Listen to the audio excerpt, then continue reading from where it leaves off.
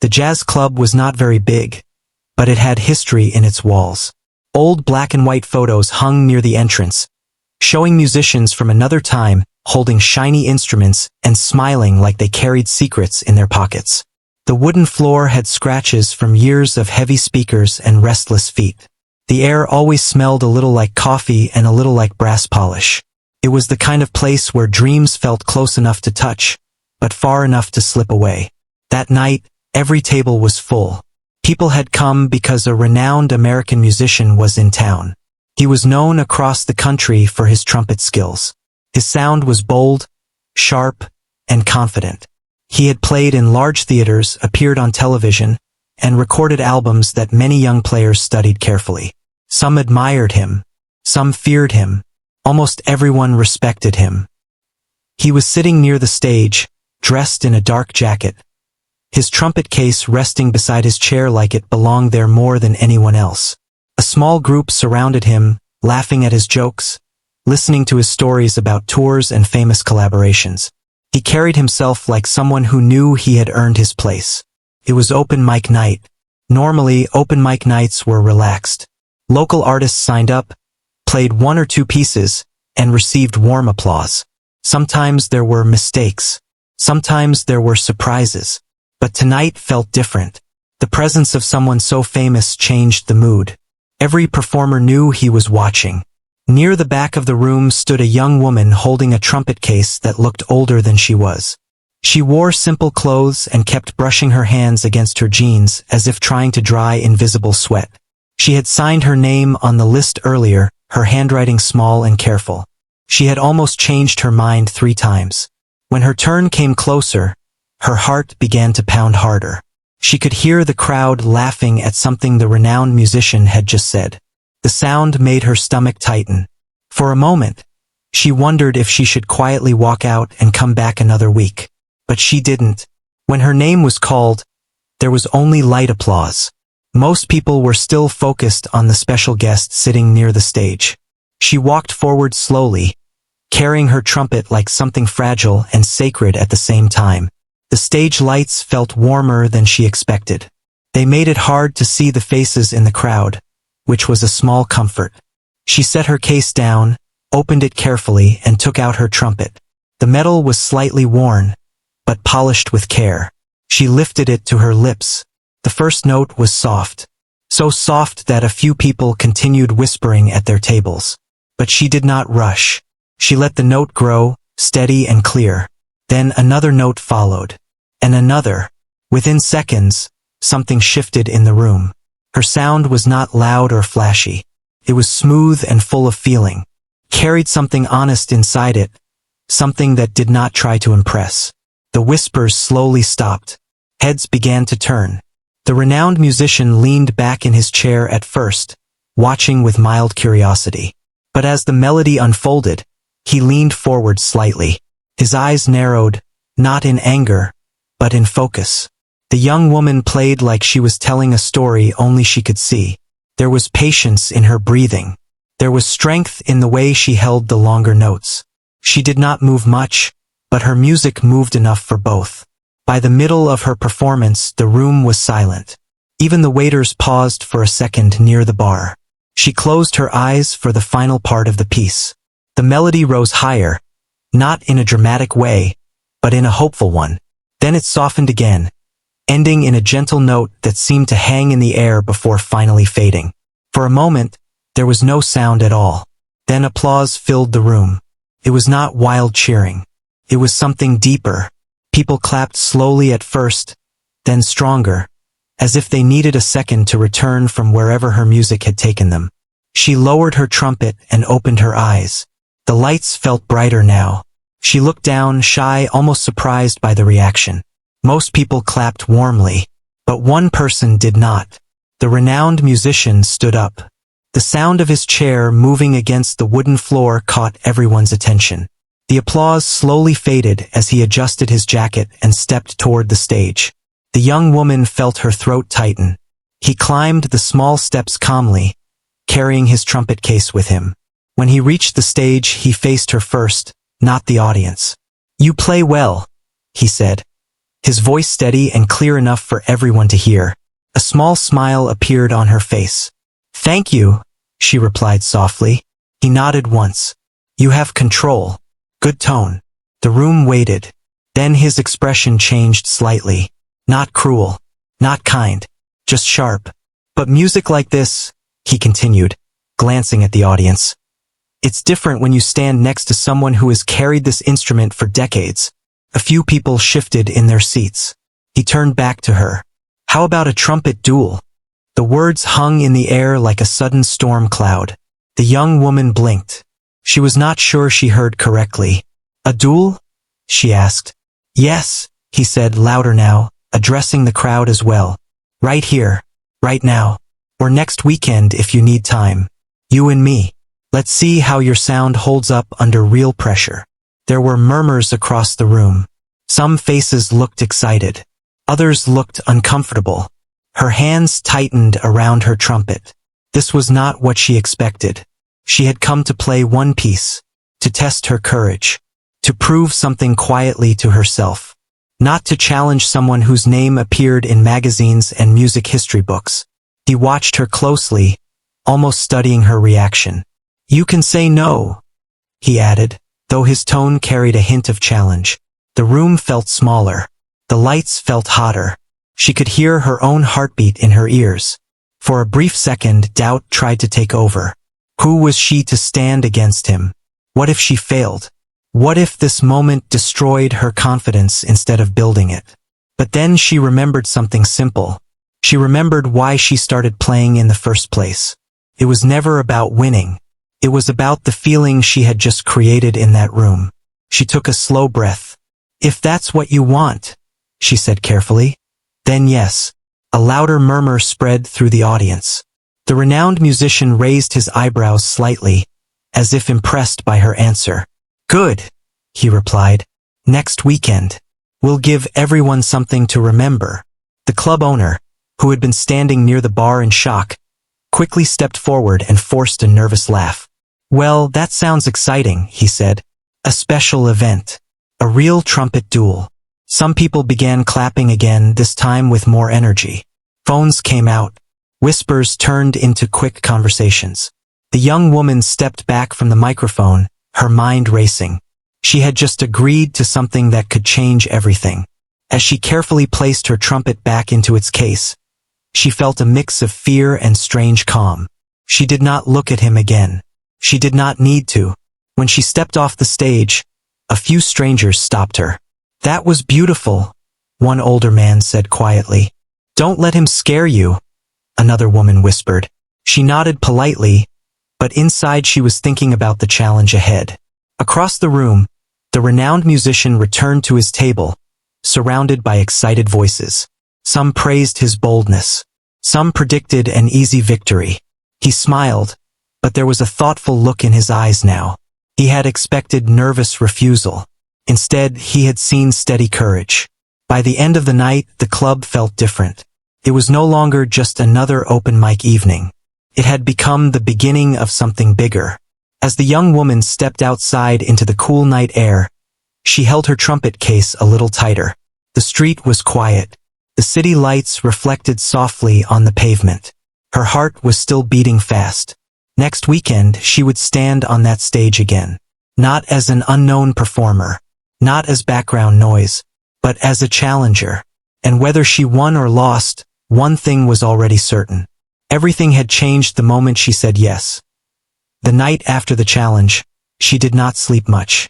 She lay in her small room staring at the ceiling, replaying every second from the stage. The way the crowd went quiet. The way he stood up. The way his voice sounded calm but sharp when he said the word duel. It still felt unreal. Her room was simple. A narrow bed against the wall. A wooden desk covered with sheet music. A small lamp that flickered if it stayed on too long. On the wall above her desk hung an old photograph of her grandfather holding a trumpet almost identical to hers. He was smiling in that picture, not like someone posing for fame, but like someone who truly loved the sound in his hands. She turned her head and looked at that photo for a long time. Her grandfather had been the first person to place a trumpet in her hands. She had been 8 years old, too small to hold it properly. The instrument had looked too big for her face. When she blew into it for the first time, the sound came out uneven and loud. She had covered her ears and laughed. He had laughed too. He used to say that a trumpet is not about noise. It is about breath. Your breath carries your story, he would tell her. If you are angry, the trumpet will show it. If you are scared, it will show that too. So breathe with honesty. They practiced in the evenings on the small balcony of their apartment. Neighbors sometimes complained, but some would stand below and listen quietly. He never forced her to practice. He just played and she followed. When he passed away years later, the trumpet became more than an instrument. It became a memory she could hold. She sat up in bed and reached for the case near her chair. She opened it slowly and ran her fingers along the cool metal. The scratches on its surface were small reminders of time. Some from her grandfather, some from her own hands. A famous musician had challenged her. Part of her felt proud. Another part felt small. Across the city, in a large house filled with awards and framed posters, the renowned musician was also awake. He stood in front of a shelf lined with trophies and plaques. Each one marked a year of success. Each one carried proof that he had once been the young, hungry player in the room. He remembered those early days clearly. Sleeping on couches, traveling long hours for small shows, practicing until his lips felt numb. Back then, every stage felt like a gift. But success had changed things slowly.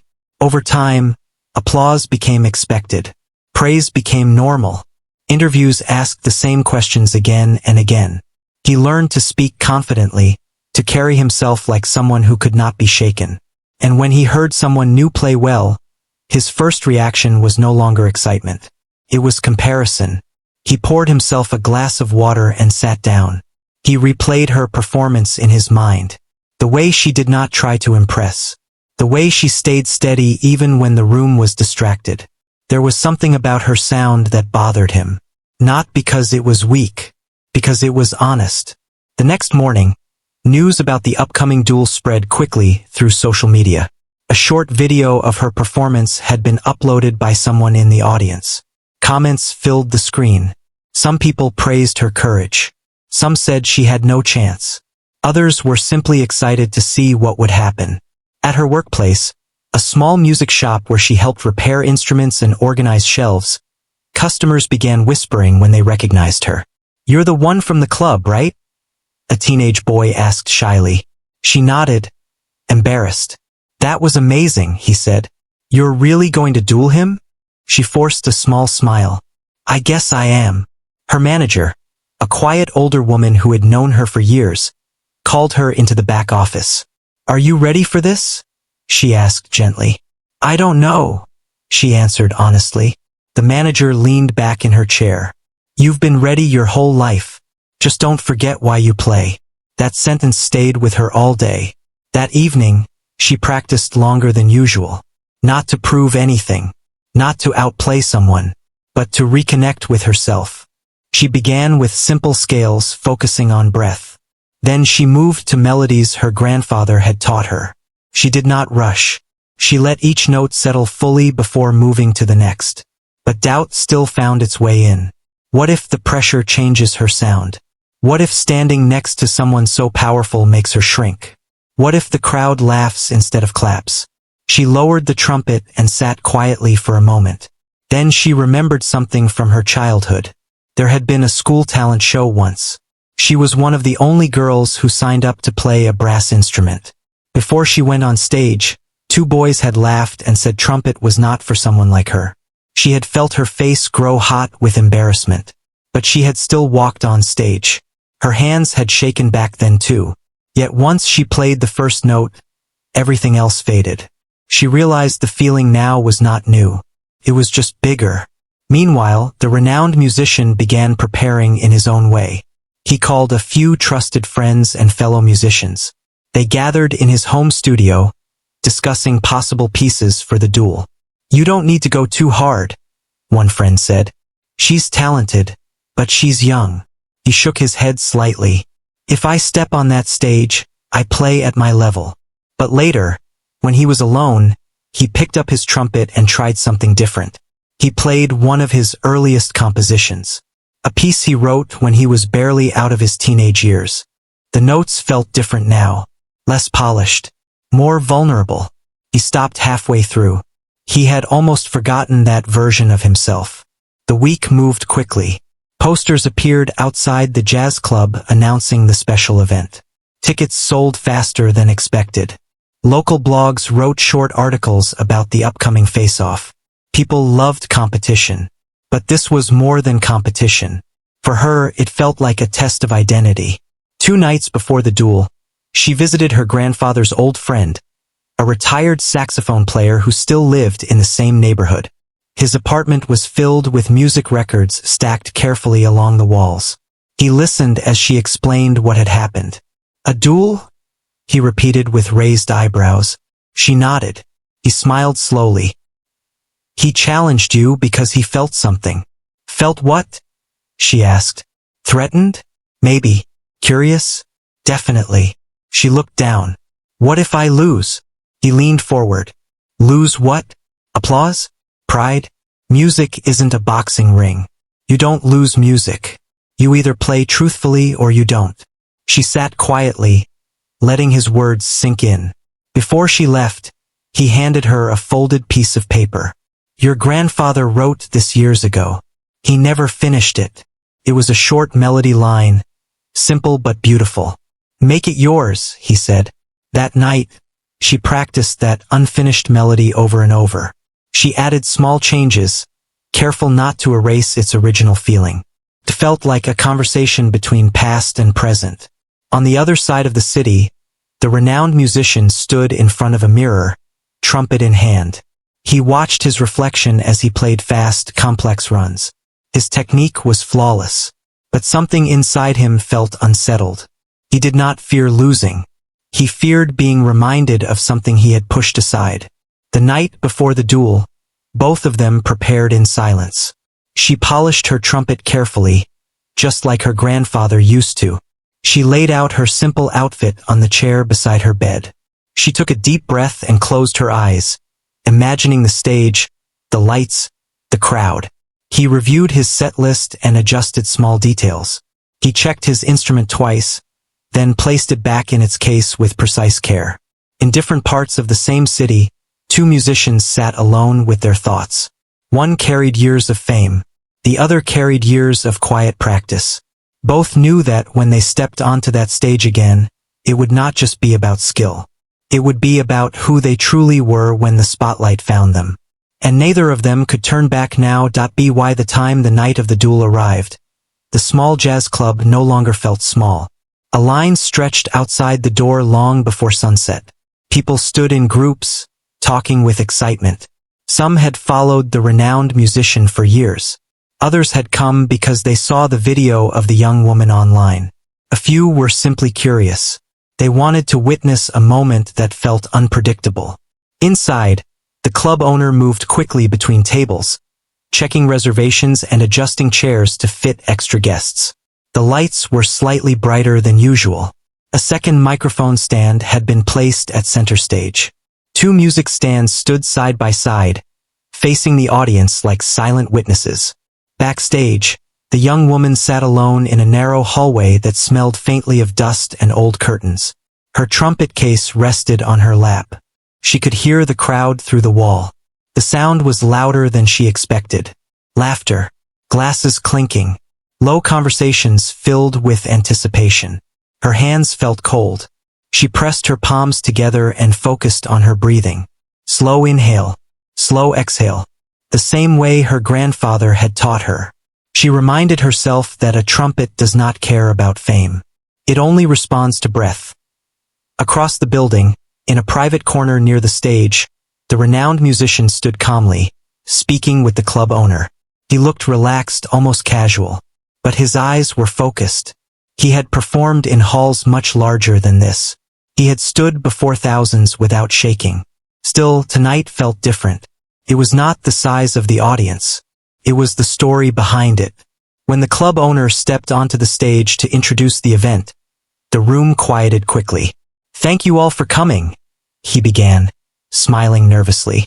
Tonight, we witnessed something special. 2 musicians. 1 stage. A celebration of talent. Applause followed. He first invited the renowned musician to the stage. The crowd reacted instantly. Cheers rose from every corner. Some people stood to clap as he walked forward, carrying his trumpet case with steady confidence. He acknowledged the applause with a slight nod. He set his case down, opened it carefully, and lifted his polished trumpet into the light. The metal shined brightly under the stage lamps. Moments later, the young woman was called. The applause for her was strong, though different, carried encouragement more than admiration. As she stepped into view, she felt hundreds of eyes on her at once. Her heart beat hard against her chest, but she kept her posture straight. She placed her case down beside his. For a brief second, their eyes met. No words were exchanged. The rules were simple. They would take turns.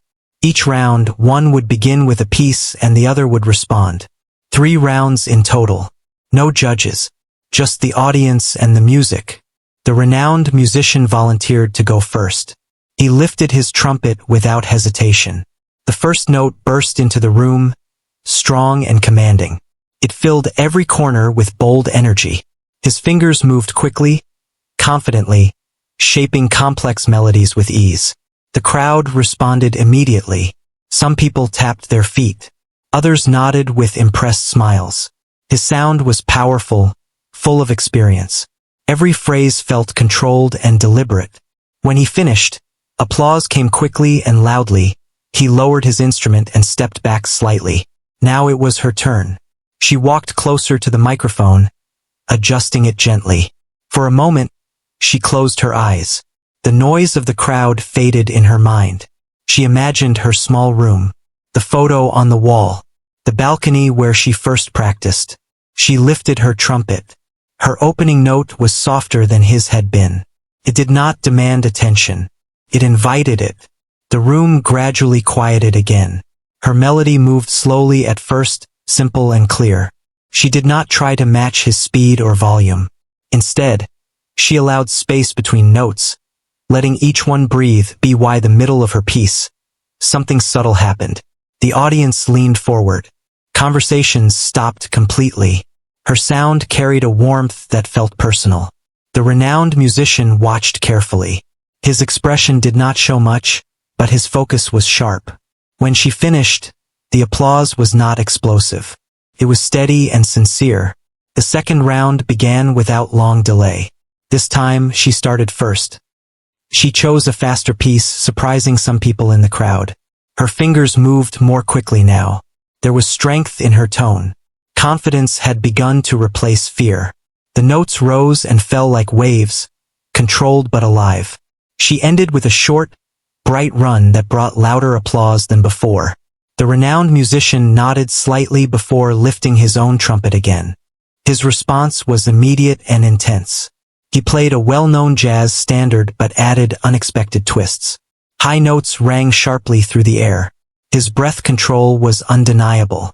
He pushed the tempo, daring anyone to keep up. The energy in the room grew electric. Some audience members clapped mid-performance, caught up in the rhythm. When he ended his piece, the applause shook the walls.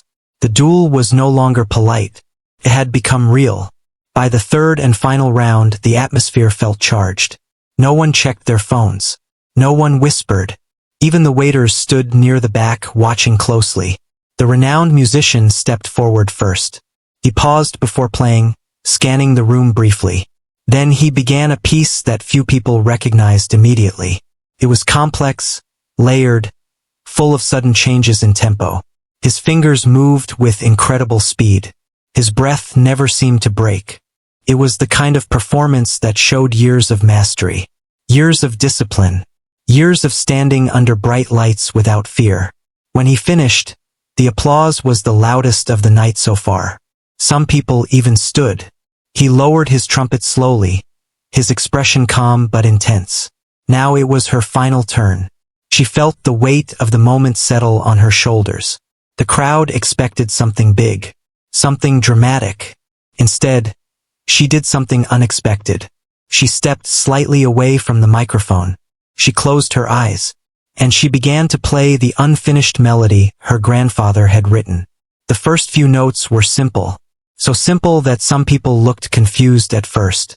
After the powerful display they had just witnessed, this felt almost quiet. But she did not rush. She let the melody unfold gently, adding her own touch where the original line had ended years ago. The notes were not complicated. They did not race across the scale. They told a story. There was longing in the sound. There was memory. There was quiet strength. As she played, her fear disappeared completely. She was no longer standing next to a famous musician. She was standing beside her past. Halfway through the piece, something shifted in the room. The applause that had been loud before did not return immediately. Instead, silence filled the space. Not empty silence. Listening silence. Even the renowned musician's expression changed. His shoulders relaxed slightly. His eyes softened. She reached the final phrase and held the last note just long enough for it to settle fully into the room before letting it fade. When she lowered her trumpet, there was a pause. 1 second. 2 seconds. Then the entire room stood up. The applause was not wild. It was deep. Emotional. Some people wiped their eyes quietly. Others clapped with steady rhythm. She opened her eyes slowly, almost surprised by the reaction. Across from her, the renowned musician did not move immediately. He looked at her for a long moment, as if seeing something clearly for the first time. The duel had ended, but no one felt like it had been about winning anymore. It had become something else entirely, and everyone in that room knew they had just witnessed more than a competition. They had witnessed a moment where music spoke louder than pride. The applause did not fade quickly. It rolled through the room in waves, rising and falling as people tried to process what they had just heard. Some were cheering for the skill. Some were cheering for the courage. And some were clapping because they felt something they could not explain. She stood still on the stage, her trumpet resting gently against her leg. Her chest was rising and falling from the long final note she had held. For a brief second, everything felt quiet inside her. The fear that had followed her all week was gone. Across from her, the renowned musician looked out at the audience, then back at her. His face did not show defeat. It showed thought. The club owner stepped forward awkwardly, clearly unsure how to officially end something that no longer felt like a contest. "Well," he said into the microphone, forcing a smile. "That was unforgettable." Light laughter moved through the crowd. He hesitated. "I think everyone here can agree that we've witnessed something special." More applause followed. But before he could say anything else, the renowned musician took a step forward. The movement alone silenced the room. He walked toward center stage slowly, not in a dramatic way, just with steady steps. When he reached the microphone, he did not speak immediately. He looked at the young woman standing beside him. Up close, he could see that her hands were still slightly shaking. Not from weakness, but from the release of tension. Her eyes held both relief and uncertainty. He turned to face the audience. "When I first stood up last week," he began calmly, "I thought I was protecting something." The room stayed silent. "I've spent years building my name, years proving myself. And sometimes, when you reach a certain point, you start to think your place can be taken." A few people shifted in their seats. Listening closely, he continued. "So when I heard her play, I didn't just hear talent. I heard a reminder." He glanced at her briefly. "A reminder of why I started." The young woman felt her throat tighten slightly.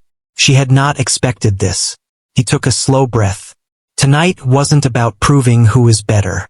It was about remembering what music really is. The crowd responded with soft applause. Not loud, but full of agreement. He turned fully toward her now. "You didn't try to outplay me. You didn't try to copy me. You stayed true to your sound." She lowered her eyes, humbled. "And that," he said clearly, "is something no trophy can measure." The room erupted again, this time louder. For a moment it looked like he might say more. Instead, he did something simple. He stepped closer and extended his hand. She looked at it for half a second, then placed her hand in his. He raised her hand gently, not like announcing a winner, but like acknowledging an equal. The audience stood once more. In that moment, there was no rivalry left, only respect. After the stage lights dimmed slightly and people began gathering their coats, small groups formed around the club.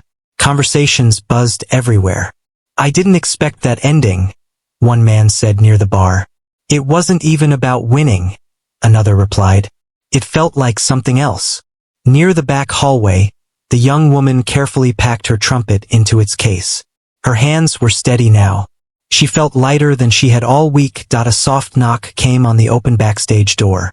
She looked up and saw him standing there. For a second, neither of them spoke. "You wrote that last piece?" he asked quietly. She shook her head. "My grandfather started it. I finished it." He nodded slowly. "I could hear that." There was no sarcasm in his voice now, only honesty. "I challenged you because I thought pressure would break you," he admitted. "But it didn't." She managed a small smile. "I was scared." "I know," he said. "I could see it. But you played anyway." She hesitated, then asked softly, "Why did you really challenge me?" He leaned against the wall, thinking for a moment. "Because when I heard you, I felt something I hadn't felt in a long time, and instead of sitting with it, I turned it into competition." She understood more than she expected to. "When you've been on top for a while," he continued, "you forget how it felt to be unknown. You forget how pure it was." The hallway was quiet except for distant laughter from the main room. "You reminded me," he finished. She did not know what to say to that, so she said the simplest thing. "Thank you." He smiled faintly. "No, thank you." Later that night, after most of the crowd had left, the club owner locked the doors with a tired but satisfied expression. He had seen many performances over the years. Few felt like this. Outside, the air was cool again. The streetlights cast long shadows on the sidewalk. She stepped out of the club holding her trumpet case, feeling the night breeze on her face. A small group of people waited near the entrance. "Can we take a picture?" a young girl asked shyly, holding a phone. She blinked in surprise. "With me?" The girl nodded eagerly. She agreed, bending slightly to stand beside her. The girl looked up at her with wide eyes. "I want to play trumpet too," she said. Her heart warmed instantly. "Then you should." Across the street, the renowned musician stood speaking with a local reporter. He answered a few short questions, but his tone was different from usual. Less bold, more reflective. When the reporter asked who had won, he paused. "Music won," he replied simply. The next morning, clips from the duel spread even faster than before. Not just the high notes or the fast runs, but the moment when he raised her hand. Comments flooded in. Some praised her courage. Some praised his humility. Many spoke about how rare it was to see respect like that on a public stage. But beyond the online reactions, something deeper had shifted. In her small apartment, she sat at her desk with a cup of tea, reading messages from people she did not know. Invitations began appearing in her email. Small venues asking if she would perform. Local schools asking if she would speak to students. She felt grateful but cautious. She did not want fame. She wanted music. Across the city, he stood once again in front of his shelf of awards. They looked the same as before, but he did not feel the same. For years, he had measured success by applause, ticket sales, and recognition. Last night reminded him of something quieter, something more important.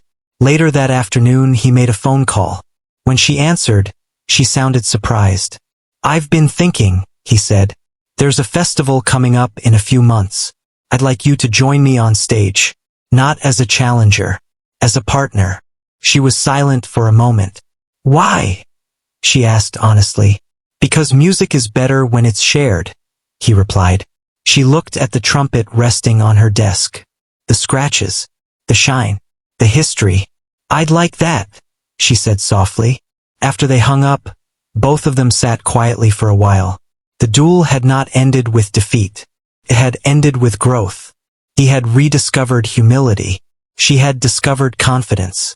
and the small jazz club that once felt ordinary had become the place where two different journeys crossed at exactly the right moment. Not to destroy one another, but to remind each other why they started playing in the first place. In the weeks after the duel, life did not return to normal for either of them. For her, normal had once meant quiet mornings, careful budgeting, long practice sessions after work, and occasional small performances where most people were half listening while eating dinner. Now messages kept arriving. Invitations, interview requests, local radio stations asking if she would come in and talk about the night that everyone was still discussing. At first, she felt overwhelmed. She was not used to attention. She had spent most of her life in the background, comfortable there. Music had always been her voice. Now people wanted her actual words. One afternoon, she visited the small music shop where she still worked part-time. The bell above the door rang as she stepped inside. A few customers looked up, then whispered to each other with quiet excitement. Her manager smiled warmly from behind the counter. "I was wondering how long it would take before this place became famous," she joked. She laughed softly. "It's still the same shop." "Yes," her manager replied. "But you're not quite the same." That comment stayed with her. She didn't feel different inside. She still practiced scales in her small room. She still sat under the photograph of her grandfather before every important performance. But something had shifted in how she carried herself. There was less doubt in her steps, less hesitation when she lifted her trumpet. Across the city, the renowned musician noticed changes in his own life too. He had always received invitations, festivals, television appearances, special collaborations. But this time something else happened. Younger musicians began reaching out to him, not just asking for advice, but referencing that night. They said things like, "It was inspiring to see you share the stage like that, and thank you for showing that music is not about ego." At first, those messages made him uncomfortable. He had not intended to make a statement. He had simply reacted honestly in the moment. But as days passed, he realized that perhaps honesty was exactly what had been missing from some of his recent years. When the festival invitation came, it felt symbolic. It was a large outdoor event held every summer in the heart of the city. Thousands of people attended. The stage was much bigger than the jazz club. The lights were brighter. The expectations were higher. He called her personally, not through an agent. "I want this to feel different," he told her. "No duel. No competition. Just music." She agreed. The day of the festival arrived faster than expected. Backstage, she stood once again holding her trumpet case, but this time her hands were steady. The nervousness was there, but it felt lighter, familiar. He approached her with a calm smile.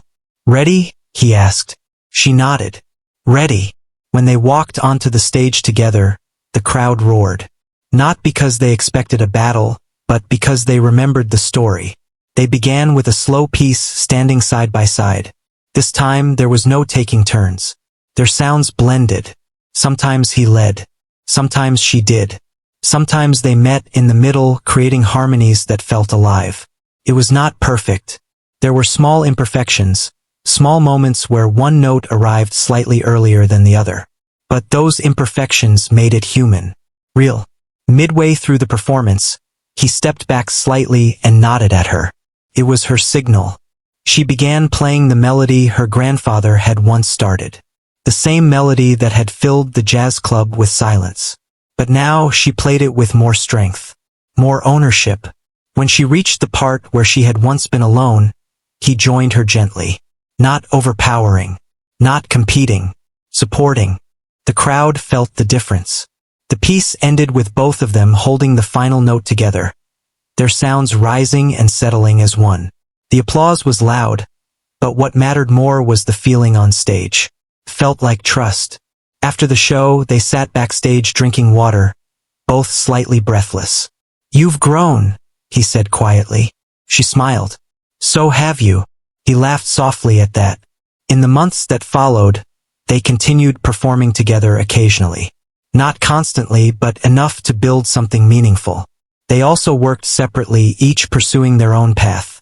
She began visiting schools, speaking to students who felt unsure about following unusual dreams.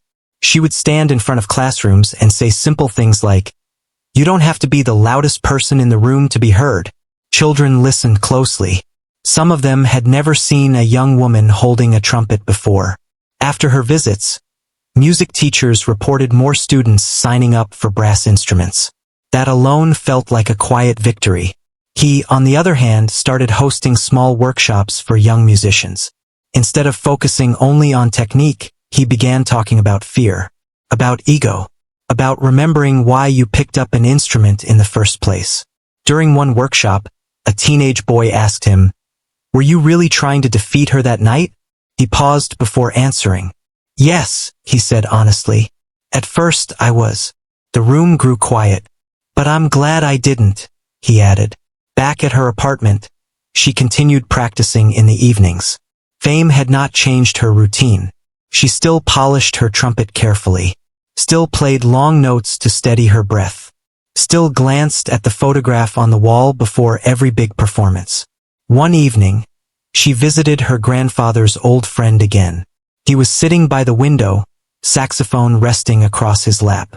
"I watched the festival performance," he said with a proud smile. She sat beside him. "Did I do him justice?" she asked softly. He nodded. "You did yourself justice. That's what matters." She thought about that on her walk home.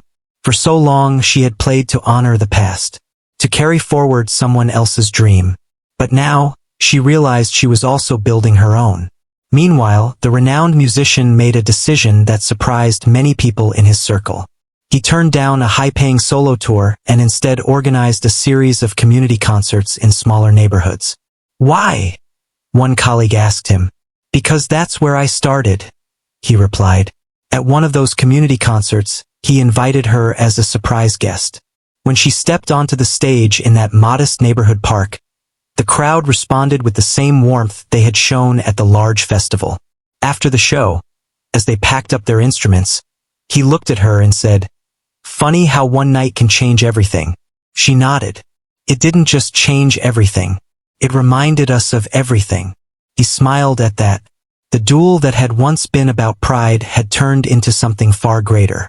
It had become a turning point.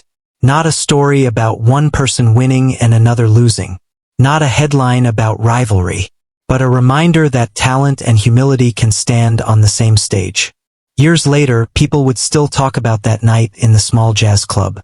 Some would remember the high notes. Others would remember the silence before the applause. But those who truly understood would remember something deeper. They would remember the moment when competition turned into respect. The moment when fear turned into courage. The moment when two musicians chose growth over ego. And for her, every time she lifted her trumpet to her lips, she carried that lesson with her. Breathe with honesty, play with heart, and never let pride be louder than the music itself.